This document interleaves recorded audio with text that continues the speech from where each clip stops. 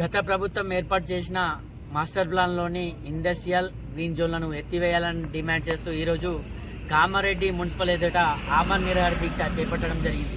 ఎందుకంటే గత ప్రభుత్వం చెప్పింది మేము అధికారంలోకి వస్తే చేస్తామని చెప్పింది, కానీ అధికారం లేకుండానే అధికారం కోల్పోయింది.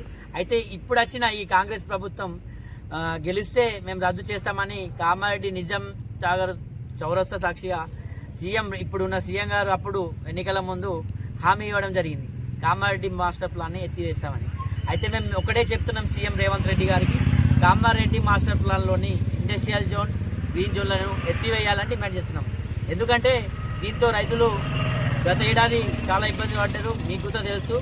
ఇప్పటికైనా ప్రభుత్వం దిగివచ్చి దీన్ని మీరు తక్షణమే ఎత్తివేయాలని కోరుతున్నాం. లేని ఏడల ఈ ఆమరణ నిరాహార దీక్ష ఎత్తివేసే వరకు కొనసాగుతూనే ఉంటుంది.